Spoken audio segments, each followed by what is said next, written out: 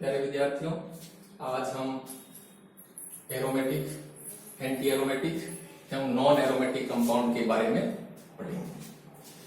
तो आप सभी से मेरा निवेदन है कि आप अपनी पेन और कॉपी निकाल लीजिए और जो मैं बता रहा हूं उनको बराबर नोट करते रहिए।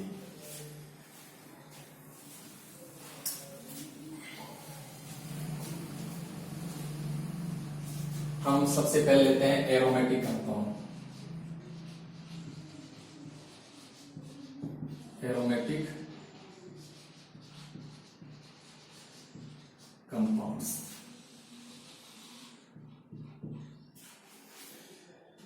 एरोमेटिक कंपाउंड्स ऐसे ऑर्गेनिक कंपाउंड्स होते हैं जिनमें कुछ विशेष प्रकार के गुण धर्म पाए जाते हैं, जिन्हें हम एरोमेटिसिटी कहते हैं। तो हम देखते हैं कि एरोमेटिक कंपाउंड्स में कौन कौन से विशेष प्रकार के गुणधर्म पाए जाते हैं। तो सबसे पहले हम देखते हैं नंबर 1, साइक्लिक एवं प्लेनर स्ट्रक्चर। जो एरोमेटिक कंपाउंड होते हैं उनकी साइक्लिक एवं प्लेनर स्ट्रक्चर होती है। प्लेनर स्ट्रक्चर का अर्थ यह होता है कि रिंग में उपस्थित प्रत्येक परमाणु sp2 संकृत अवस्था में होता है, तो उस रिंग को हम कहते हैं प्लेनर। तो जो एरोमेटिक कंपाउंड होते हैं उनकी समतल चक्रीय संरचना होती है। नंबर 2, रिंग में 4n+2 पाई इलेक्ट्रॉन्स। जो एरोमेटिक कंपाउंड होते हैं उनकी रिंग के अंदर 4n+2 पाई इलेक्ट्रॉन्स होते हैं, जहां n का मान 0, 1, 2, 3, 4, 5, 6 कुछ भी हो सकता है। यदि हम n का मान 0 रखें तो पाई इलेक्ट्रॉन्स कितनी आएगी? देखो, पाई इलेक्ट्रॉन्स बराबर n का मान 0, तो इस फॉर्मूले के साथ पाई इलेक्ट्रॉन आ जाएंगे 2। n का मान रखो 1 इस फॉर्मूले में, तो पाई इलेक्ट्रॉन से क्या आ जाएगी? 4 और 2 6। n का मान रखो 2, तो पाई इलेक्ट्रॉन से क्या आ जाएगी? 4 2 8, 8 2 10। n का मान रखो 3, तो n का मान 3 रखे तो 4 3 12, 12 और 2 14, तो पाई इलेक्ट्रॉन से क्या जाती है? 14। इस प्रकार से इनमें 2 6 10 14 पाई इलेक्ट्रॉनों की संख्या होती है रिंग के अंदर। नंबर 3, रिंग में उपस्थित पाई इलेक्ट्रॉन्स का डीलोकेलाइजेशन।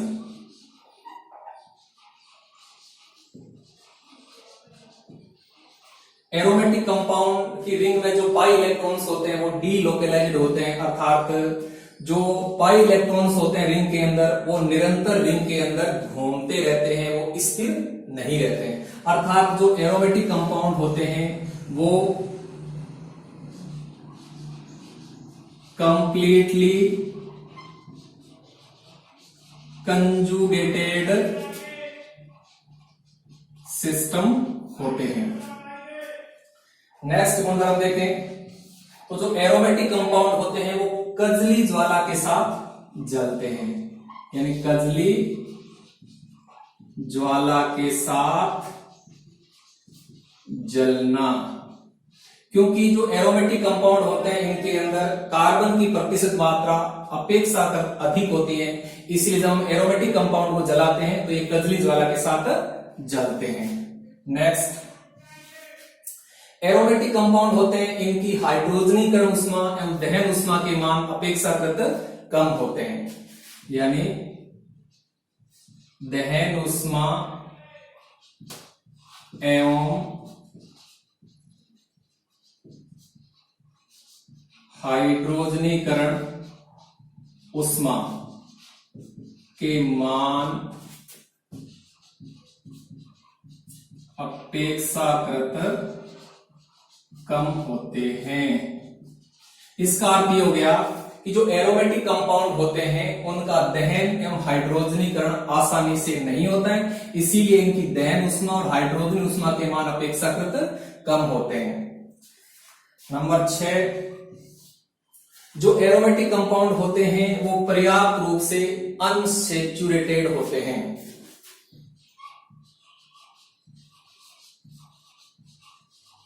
अनसैचुरेटेड यानी जो एरोमेटिक कंपाउंड है वो पर्याप्त रूप से असंतृप्त होते हैं, लेकिन असंतृप्त होने के बावजूद भी एरोमेटिक कंपाउंड असंतृप्तता का परीक्षण नहीं देते हैं। यानी जो एरोमेटिक कंपाउंड होते हैं ये ब्रोमीन सॉल्यूशन के साथ, बेर अभिकर्मक के साथ कोई अभिक्रिया नहीं करते हैं और नॉर्मल कंडीशन के अंदर इनका ना तो ऑक्सीडेशन होता है और ना ये एडिशन रिएक्शंस देते हैं, बल्कि जो एरोमेटिक कंपाउंड होते हैं इनकी सबसे प्रमुख जो केमिकल रिएक्शंस होती हैं वो होती है इलेक्ट्रोफिलिक सब्स्टिट्यूशन रिएक्शंस, जो इनकी अभिलाक्षणिक अभिक्रियाएं होती हैं। Next, aromatic compound more stable होते हैं। मोर स्टेबल होते हैं यानी जो एरोमेटिक कंपाउंड होते हैं वो पर्याप्त रूप से असंतृप्त होने के बावजूद भी संतृप्त यौगिकों की भांति मोर स्टेबल होते हैं। इनकी अधिक स्टेबिलिटी का कारण होता है एरोमेटिक कंपाउंड्स में पाया जाने वाला रेजोनेंस, क्योंकि एरोमेटिक कंपाउंड की रिंग के अंदर जो पाई इलेक्ट्रॉन्स होते हैं वो निरंतर रिंग के अंदर घूमते रहते हैं, बल्कि वो रिंग के अंदर स्थिर नहीं रहते हैं, जिसे रेजोनेंस कहते हैं। इसी रेजोनेंस के कारण जो एरोमेटिक कंपाउंड होते हैं वो पर्याप्त रूप से अनसैचुरेटेड होने के बावजूद भी सैचुरेटेड कंपाउंड की भांति मोर स्टेबल होते हैं। तो हमने अभी देखा कि एरोमेटिक कंपाउंड में ये विशेष प्रकार के गुणधर्म पाए जाते हैं। इन गुणधर्मों को हम एरोमेटिसिटी कहते हैं। एरोमेटिसिटी कहते हैं। अब हम देखते हैं कि एरोमेटिक कंपाउंड है ये कितने प्रकार के होते हैं।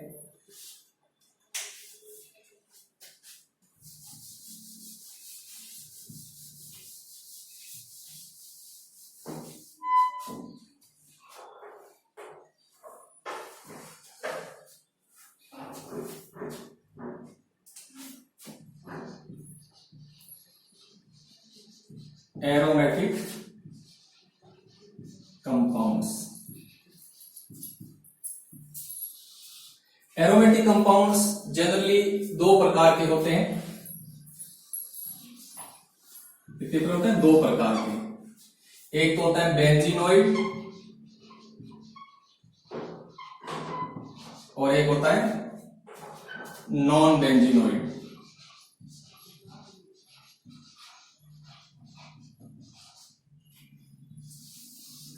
बेंजीनोइड एरोमेटिक कंपाउंड वे एरोमेटिक कंपाउंड होते हैं जिनके अंदर बेंजीन रिंग पाई जाती है, जिनके अंदर बेंजीन वलय होती है, जैसे बेंजीन,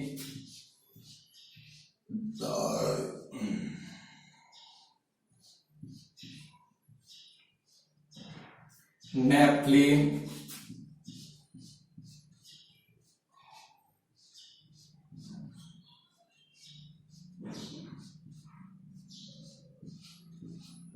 एंथ्रासिन,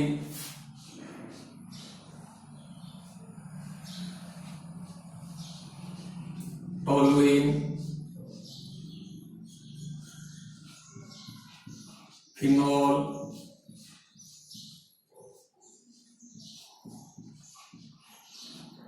एनिलीन आदि।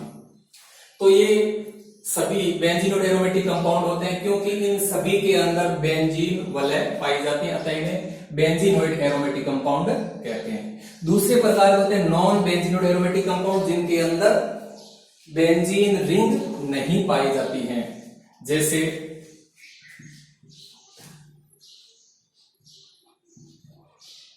पाइरोल,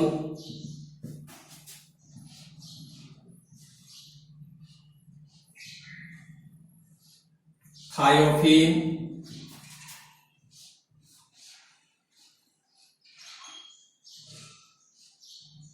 फ्यूरेन, साइक्लोप्रोपेनिल केटाइन,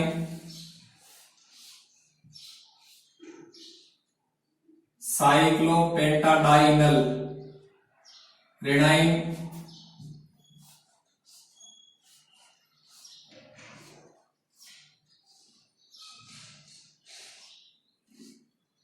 ट्रोपाइलियमाइन आदि।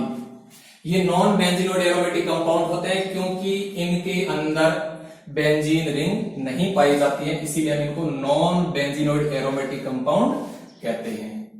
अब हम नेक्स्ट टॉपिक लेते हैं। एरोमेटिक कंपाउंड से संबंधित एक बहुत ही महत्वपूर्ण नियम है जिसे हम कहते हैं हक्कल्स नियम। तो देखिए हक्कल्स नियम क्या होता है।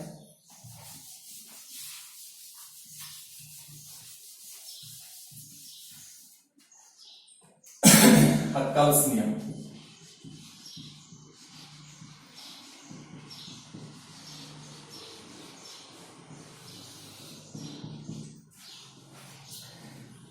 हक्कल नामक वैज्ञानिक ने सन 1931 में क्वांटम यांत्रिकी के आधार पर एरोमेटिकता के संबंध में एक बहुत ही महत्वपूर्ण नियम का प्रतिपादन किया जिसे हम हक्कल्स नियम कहते हैं। इस हक्कल्स नियम के अनुसार ऐसे ऑर्गेनिक कंपाउंड एरोमेटिक होते हैं जिनमें निम्न गुणधर्म पाए जाते हैं। नंबर 1, मोनोसाइक्लिक, यानी वो ऑर्गेनिक कंपाउंड मोनोसाइक्लिक होते हैं, एक चक्रीय होते हैं। नंबर 2, उनकी संरचना प्लेनर होती है। प्लेनर संरचना का अर्थ यह होता है कि रिंग में उपस्थित प्रत्येक परमाणु sp2 संकरित अवस्था में होता है। नंबर 3, रिंग में 4n+2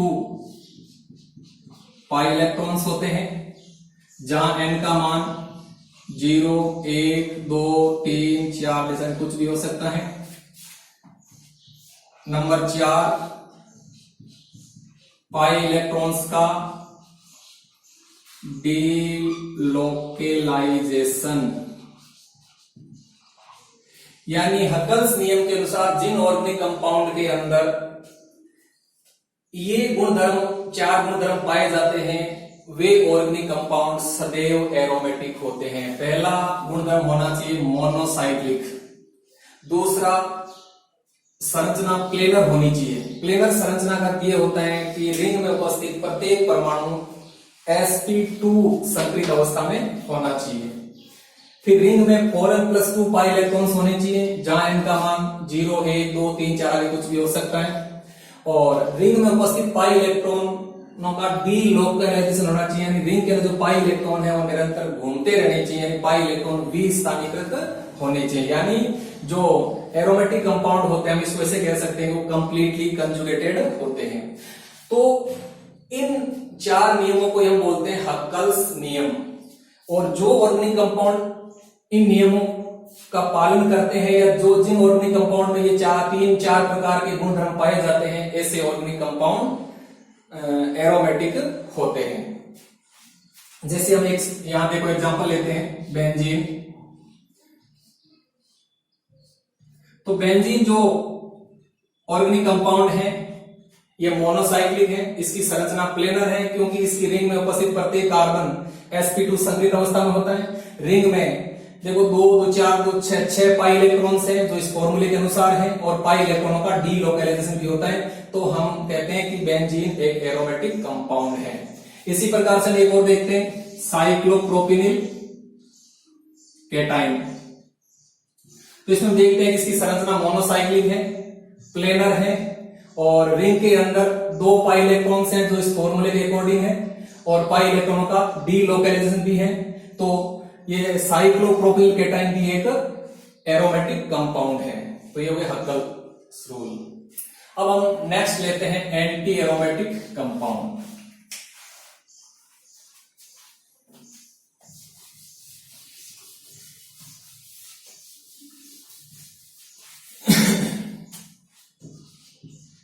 anti aromatic compounds.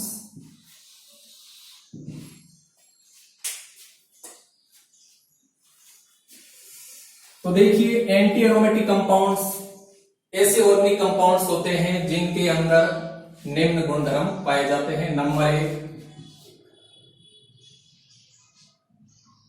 Cyclic एवं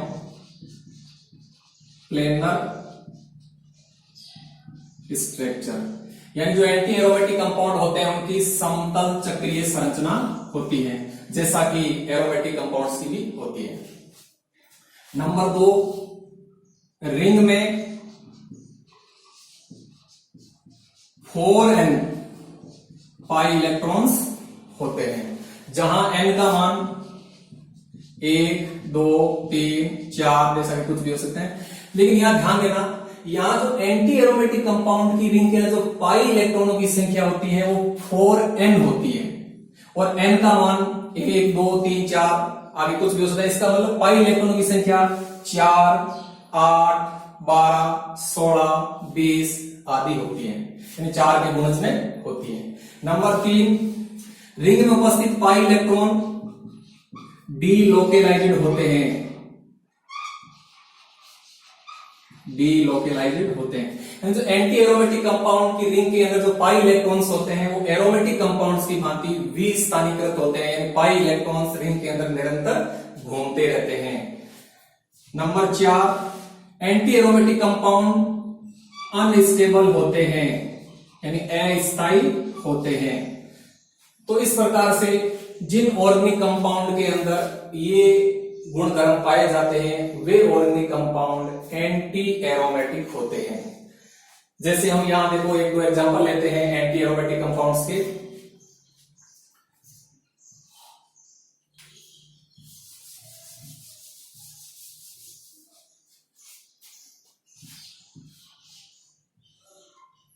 साइक्लोब्यूटाडाइन, तो साइक्लोब्यूटाडाइन एक एंटी एरोमेटिक कंपाउंड है क्योंकि इसकी समतल चक्रीय संरचना है और इसकी रिंग के अंदर 2, 2, 4 पाई इलेक्ट्रॉन्स हैं और पाई इलेक्ट्रॉनों का डीलोकेलाइजेशन भी है। नेक्स्ट हम एक एग्जांपल और देखते हैं, साइक्लोपेंटाडाइनल डनाइन, यह भी एक एंटी एरोमेटिक कंपाउंड है। एग्जांपल और देखते हैं, साइक्लोप्रोपिनिल रेडाइन, यह भी एक एंटी एरोमेटिक कंपाउंड है। तो देखो मैंने आपके सामने 3 ऑर्गेनिक कंपाउंड दिए हैं जिनकी समतल चक्रीय संरचना है और इस रिंग के अंदर 4 पाई इलेक्ट्रॉन्स हैं, इसमें भी 4 पाई इलेक्ट्रॉन्स हैं और इसमें भी 4 पाई इलेक्ट्रॉन्स हैं, अतः ये तीनों एंटी एरोमेटिक कंपाउंड हैं। नेक्स्ट हम लेते हैं नॉन एरोमेटिक कंपाउंड्स।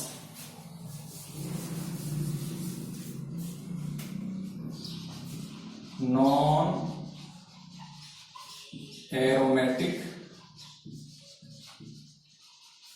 कंपाउंड्स,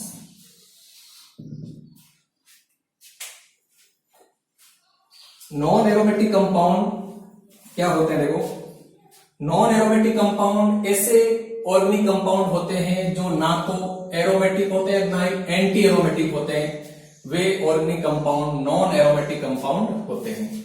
जो नॉन एरोमेटिक कंपाउंड होते हैं वो चक्रीय अथवा अचक्रीय हो सकते हैं तथा जो नॉन एरोमेटिक कंपाउंड होते हैं वो जनरली नॉन प्लेनर एवं नॉन कंजुगेटेड होते हैं तथा हक्कल्स नियम का पालन नहीं करते हैं। जैसे हम एक एग्जांपल लेते हैं, साइक्लोप्रोपीन। साइक्लोप्रोपीन एक नॉन एरोमेटिक कंपाउंड है। देखो कैसे, हम देखते हैं कि इसकी जो संरचना है वो चक्रीय है। दूसरी बात हम देखते हैं कि इसकी संरचना प्लेनर है नॉन प्लेनर है।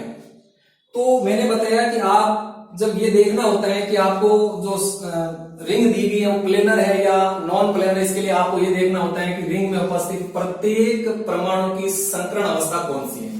तो इस कार्बन में हम संकरण देखें, ये कार्बन sp2 संकरित अवस्था में है, ये कार्बन भी sp2 संकरित अवस्था में है, लेकिन ये कार्बन sp3 संकरित अवस्था में है। अतः साइक्लोप्रोपीन की जो रिंग है, जो वलय है, वो नॉन प्लेनर है, इसीलिए ये एरोमेटिक और एंटी एरोमेटिक कंपाउंड नहीं है, बल्कि ये नॉन एरोमेटिक कंपाउंड है। इसी प्रकार से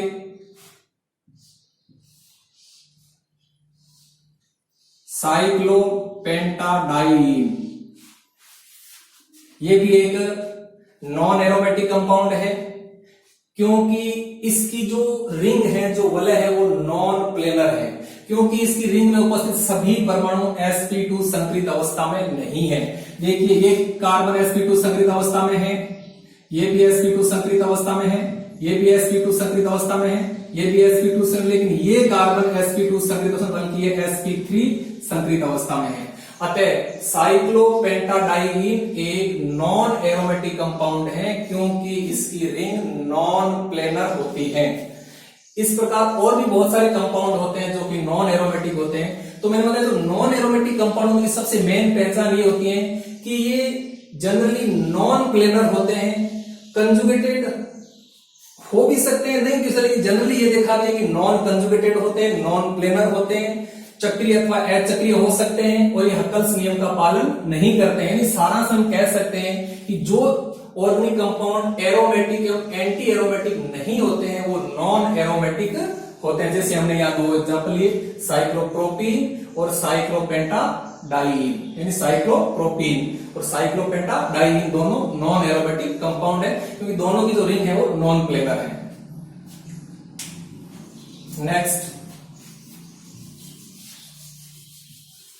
अब हम देखते हैं कि जो एरोमेटिक और एंटी एरोमेटिक कंपाउंड होते हैं, में मुख्य अंतर क्या होता है।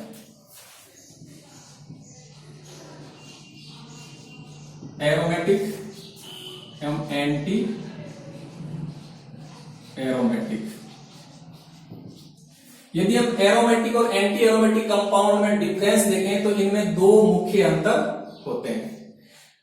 पहला अंतर यह होता है कि जो एरोमेटिक कंपाउंड होते हैं, एरोमेटिक कंपाउंड की रिंग के अंदर 4n+2 पाई इलेक्ट्रॉन्स होते हैं, जहां n का मान 0, 1, 2, 3 जैसा कुछ भी हो सकता है। लेकिन जो एंटी एरोमेटिक कंपाउंड होते हैं, उनकी रिंग के अंदर 4n पाई इलेक्ट्रॉन्स होते हैं, जहां n का मान 1, 2, 3, 4 आगे कुछ। तो ध्यान दें, यहां n का मान 0 नहीं होगा। तो सबसे प्रमुख एक अंतर यह आया है कि जो एरोमेटिक कंपाउंड होते हैं, एरोमेटिक कंपाउंड की रिंग के अंदर पाई इलेक्ट्रॉनों की संख्या 4n+2 पाई होती है, लेकिन एंटी एरोमेटिक कंपाउंड की रिंग में 4n पाई इलेक्ट्रॉन्स होते हैं। दूसरा अंतर देखें हम, तो एरोमेटिक कंपाउंड मोर स्टेबल होते हैं, जबकि जो एंटी एरोमेटिक कंपाउंड होते हैं वो अनस्टेबल होते हैं। तो एरोमेटिक और एंटी एरोमेटिक कंपाउंड में ये दो मुख्य अंतर होते हैं, बाकी गुणधर्म दोनों के लगभग एक जैसे होते हैं। यानी दो मेन अंतर क्या हो गया कि जो एरोमेटिक कंपाउंड है उनकी रिंग में 4n+2 पाई इलेक्ट्रॉन्स होते हैं, जबकि एंटी एरोमेटिक कंपाउंड की रिंग के अंदर 4n पाई इलेक्ट्रॉन्स होते हैं। दूसरा अंतर ये होता है कि जो एरोमेटिक कंपाउंड होते हैं वो मोर स्टेबल होते हैं, जबकि एंटी एरोमेटिक कंपाउंड अनस्टेबल होते हैं। अब हम देखते हैं कि जो एरोमेटिक, एंटी एरोमेटिक और जो नॉन एरोमेटिक कंपाउंड्स होते हैं, उनको हम कैसे पहचानते हैं। मान लीजिए हमें 2 या 2 से अधिक ऑर्गेनिक कंपाउंड दे दिए, तो हम इनकी पहचान कैसे करेंगे कि कौन सा एरोमेटिक है, कौन सा एंटी एरोमेटिक है, कौन सा नॉन एरोमेटिक है। इसके लिए हम आपको एक उदाहरण देकर के समझते हैं। मान लीजिए अपने पास में एक ऑर्गेनिक कंपाउंड है साइक्लोप्रोपीन, दूसरा अपने पास ऑर्गेनिक कंपाउंड है साइक्लोप्रोपेनिल धनाइन, और तीसरा अपने पास ऑर्गेनिक कंपाउंड है साइक्लोप्रोपेनिल रेनाइन। अपने पास ये 3 ऑर्गेनिक कंपाउंड है। अब हम देखिए इनमें से कौन सा एरोमेटिक है, कौन सा एंटी एरोमेटिक, कौन सा नॉन एरोमेटिक है। तो देखिए जब आपको इनकी पहचान करनी होती है तो सबसे पहले आप इनकी संरचना देखिए, तो हम देखें कि इसकी जो संरचना है वो साइक्लिक है, इसकी संरचना भी साइक्लिक है और इसकी संरचना भी साइक्लिक है। दूसरी बात हम देखते हैं कि इनकी जो संरचना है वो प्लेनर है या नॉन प्लेनर है। तो हम देखते हैं कि इसकी जो संरचना देखें वो प्लेनर है नॉन प्लेनर है। तो प्लेनर एंड नॉन प्लेनर देखने हम देखते हैं कि रिंग के अंदर जो कार्बन परमाणु होते हैं उनका संकरण हम देखते हैं। तो हम देखते हैं कि इस कार्बन परमाणु का संकरण sp2 है, इसका sp2 है और इसका sp3 है। तो इसके अंदर एक कार्बन sp3 संकरित अवस्था में है रिंग का, इसीलिए इसकी जो संरचना है वो नॉन प्लेनर है, नॉन प्लेनर है। इसकी संरचना हम देखें तो इस रिंग में जो तीन कार्बन है, तीनों कार्बन sp2 संकरित अवस्था में है, तो इसकी संरचना प्लेनर है। और इसमें देखें तो इसकी संरचना भी देखो, ये sp2, ये भी sp2 और ये भी sp2, तो इसकी संरचना भी प्लेनर है। तीसरी बात आपको पाई इलेक्ट्रॉनों की संख्या देखनी होती है इनके अंदर। तो यहां हम देखें कि पाई इलेक्ट्रॉन्स कितने हैं, 2 पाई इलेक्ट्रॉन्स हैं, 2 पाई इलेक्ट्रॉन्स हैं। इसके अंदर हम देखें तो इसके अंदर भी 2 पाई इलेक्ट्रॉन्स हैं, 2 पाई इलेक्ट्रॉन्स हैं। और इसके अंदर देखें, देखो इस कार्बन के ऊपर ऋण आवेश है, तो इस कार्बन के ऊपर 2 नॉन बॉन्डिंग इलेक्ट्रॉन्स जो पाई इलेक्ट्रॉन्स कहते हैं, तो 2 2 4 4 पाई इलेक्ट्रॉन्स हैं। दूसरा हम देखते हैं कि इनके अंदर पाई इलेक्ट्रॉनों का डी लोकलाइजेशन होता है नहीं होता है। तो देखो यहां जो पाई इलेक्ट्रॉन है इनका डी लोकलाइजेशन नहीं होता है, यानी ये कंजुगेटेड सिस्टम नहीं है। यानी जो पाई इलेक्ट्रॉन है उनका डी लोकलाइजेशन नहीं होता है। यहां जो पाई इलेक्ट्रॉन्स हैं उन पाई इलेक्ट्रॉन्स का डी लोकलाइजेशन होता है, डी लोकलाइजेशन होता है। और इसके अंदर भी जो पाई इलेक्ट्रॉन्स है उनका पाई इलेक्ट्रॉन्स का डी लोकलाइजेशन होता है। तो इस प्रकार हमें मेन देखो जनरली 4 गुणधर्म देखने होते हैं। पहले तो संरचना चक्रीय है या अचक्रीय है, दूसरी संरचना प्लेनर है या नॉन प्लेनर है, तीसरा पाई इलेक्ट्रॉन्स की संख्या कितनी है, और चौथा पाई इलेक्ट्रॉनों का डी लोकलाइजेशन होता है या नहीं होता है, यानी सिस्टम कंजुगेटेड है या नॉन कंजुगेटेड है। तो हम देखते हैं कि ये जो साइक्लोप्रोपीन है, तो साइक्लोप्रोपीन की जो रिंग है वो नॉन प्लेनर है। और हम ये जानते हैं कि जो एरोमेटिक और एंटी एरोमेटिक कंपाउंड होते हैं वो प्लेनर होते हैं। तो ये जो आपका साइक्लोप्रोपीन है ये एक नॉन एरोमेटिक कंपाउंड है, नॉन एरोमेटिक। इसके बाद हम देखते हैं साइक्लोप्रोपिनिल केटाइन। इसके बाद देखते हैं कि इसकी चक्रीय संरचना है, प्लेनर है, 2 पाई इलेक्ट्रॉन्स हैं जो 4n+2 पाई इलेक्ट्रॉन रूल के अनुसार है, पाई इलेक्ट्रॉनों का डी लोकलाइजेशन है। तो ये जो साइक्लोप्रोपिनिल केटाइन है ये एरोमेटिक कंपाउंड है, एरोमेटिक कंपाउंड है।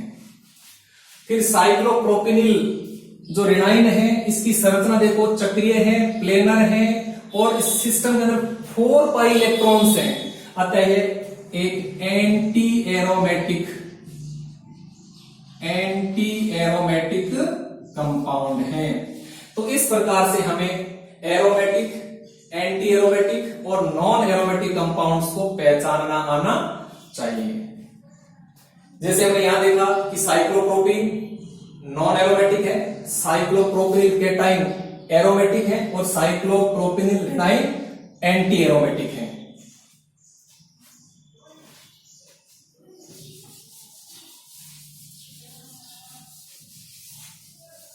अब हम देखते हैं कि 3 प्रकार के ऑर्गेनिक कंपाउंड होते हैं एरोमेटिक, एंटी एरोमेटिक और नॉन एरोमेटिक, इनका स्टेबिलिटी ऑर्डर क्या होता है? Stability order. तो हम देखते हैं कि इन तीनों प्रकार के ऑर्गेनिक कंपाउंड में से एरोमेटिक कंपाउंड सबसे ज्यादा स्टेबल होते हैं, यानी स्टेबिलिटी सबसे ज्यादा एरोमेटिक कंपाउंड की होती है। इसके बाद में नॉन एरोमेटिक कंपाउंड और सबसे कम होती है